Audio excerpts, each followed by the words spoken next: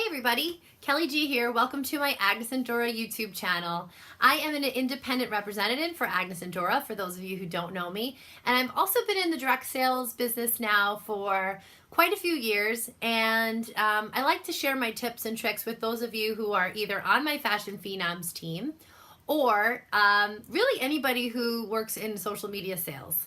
So I'm going to go through my top 10 tips right now in a real speedy fashion. So tip number 1, please grow your group organically.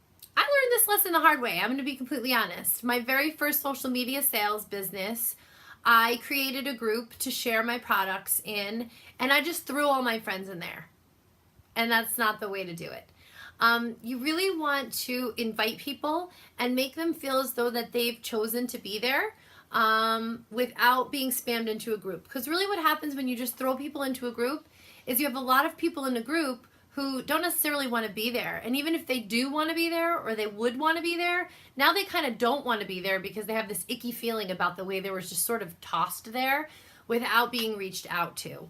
I do know there are some ways now on Facebook, and I have to look into this in a little bit more detail, where you could actually write an invitation to your friends as you invite them, which might be a great option. So how are you going to grow organically? You're going to invite your friends. You're not just going to throw them in, but you're going to drop them a note. Hey, I started this business, a quick little blurb.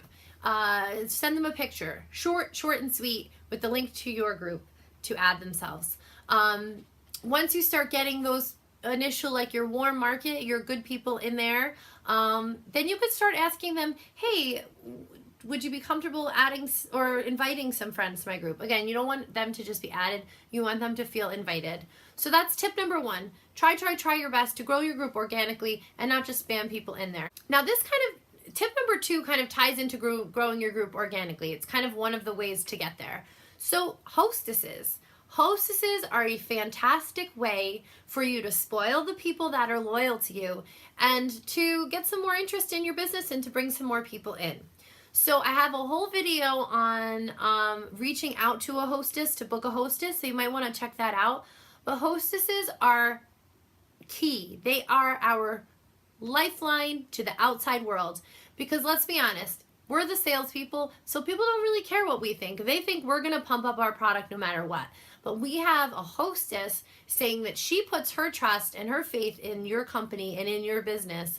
It just gives you a whole nother level of credibility. And it's, like I said, it's a great way to spoil your hostess and grow your group organically. Tip number 3, become an expert in a couple of social media platforms, at least to start. Don't overwhelm yourself out of the gate with, I need to be on Instagram, I need to be on Facebook, I need to be on Twitter, I need to be on Periscope, I need to be on blah, blah, blah. Find your niche. Figure out the ins and outs of that particular social media platform, and you're going to think about choosing a platform that you feel connected to. I am very heavy on Facebook because that was sort of my initial platform, and I feel comfortable there, and I've sort of grown my network there.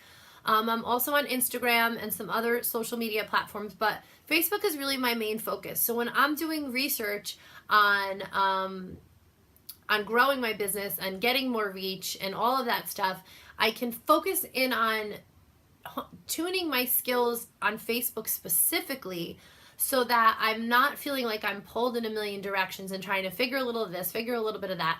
So I would say out of the gate, pick maybe 2 social media platforms, unless you're already really super social media savvy. Then you could maybe go for a 3rd platform or something like that.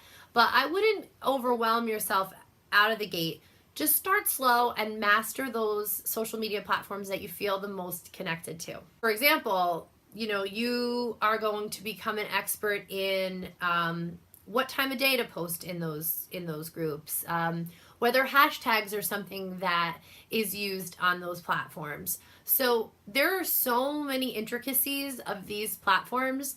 That's why I recommend sort of becoming an expert in certain ones rather than spreading yourself too thin and never mastering a particular platform. Consistency. Consistency builds trust. When you're consistent with your business and you're consistently posting, sadly, some of us think it's annoying.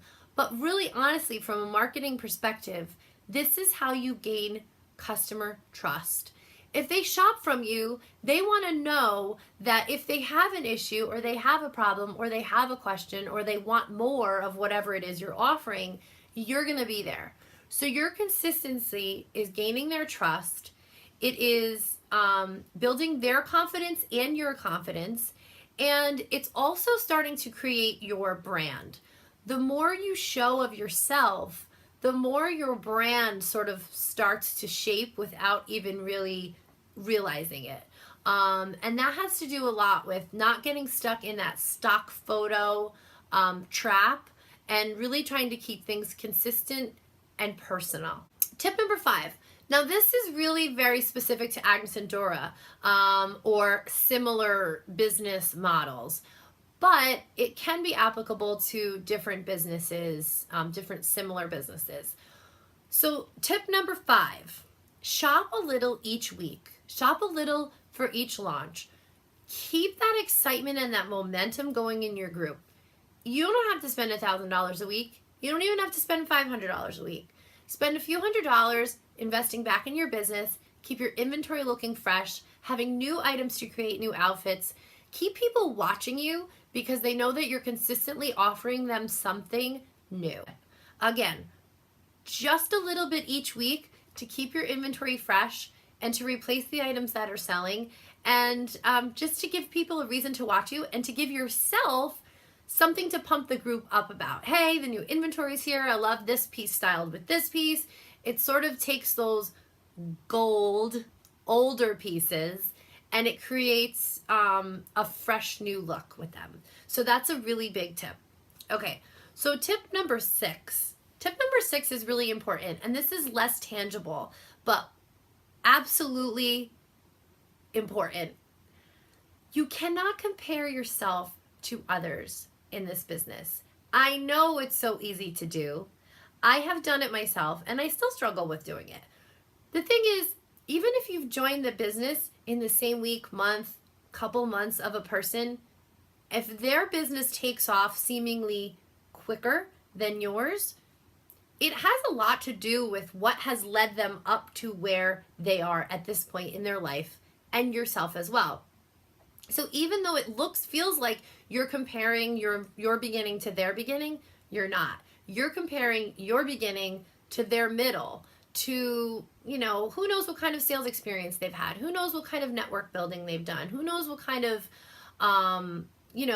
background that they have in social media, in whatever it is, wherever their strengths are and wherever they've spent their years focusing their energy. If you start to compare yourself because you don't do immediately as well as them, you're stealing your joy. You're stealing your own joy. So rather than comparing yourself, why not learn from that person? Even if they're only a few steps ahead of where you are, it's amazing that they can help you get to that next step, if you keep the right mindset. Okay, so don't compare yourself to others. Please, please, please. It is the thief of joy in your business, and it can absolutely crush your dreams. Number 7, standing out with customer service is so important. Again, you want your people to feel faith and confidence and comfortable shopping from you. And if there's an issue, they know they can come to you and that you're going to help them walk away with a smile on their face, even if they came in sort of grumpy, right?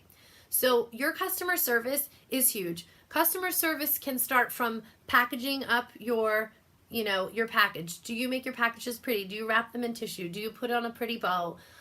Do you send a handwritten note? It could even start before that. What's your shopping experience like? Are you live? Are you sharing photos of yourself? Are you being personal?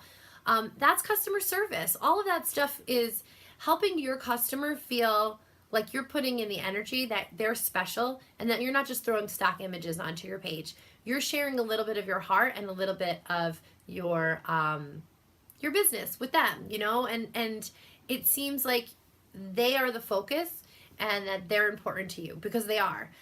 Follow-ups. Follow-ups are huge when it comes to customer service. That makes your customer feel special. So follow up with them after they purchase.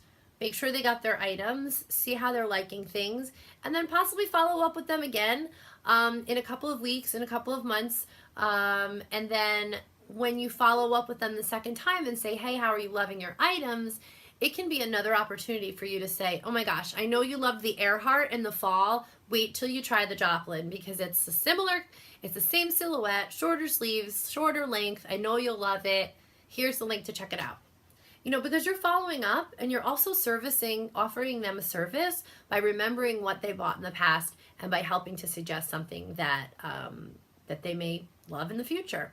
Tip number 8, live videos. I cannot stress enough how live videos and videos in general has changed my social media career. All the time I meet women through YouTube, live videos on my business page. I feel like it really sets us apart because, again, you're not just sharing a company stock image, you're sharing who you are, you're sharing your heart, and you're sharing an insight into your life so people know that when they're shopping from you and they're supporting your business, they're also supporting your family, you know, your lifestyle, whoever you are. Live videos or videos in general are also very helpful for that connection and that loyalty. So definitely do your best to go out of your comfort zone and utilize those live videos consistently. When you get a new item in, when you get a new style in, show people how to style it, show people how to wear it.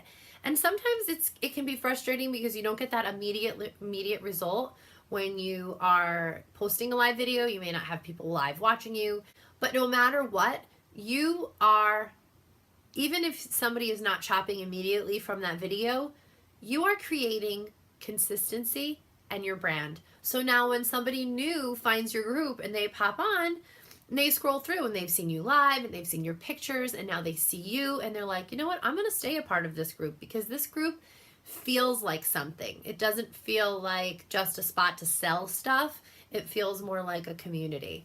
So that's really important and in a way to stand out. Tip number 9, when working on Facebook, use your group, but also use your business page. Your business page is such a fantastic tool for far reach. You can access people from all over the world through your business page. When you're working on your group, it's a little bit more intimate and it's a little bit more cozy. And at this point in my Agnes and Dora career, I am going to be holding on to my group. I know some people are sort of getting away from the groups and focusing more on their business pages and different things.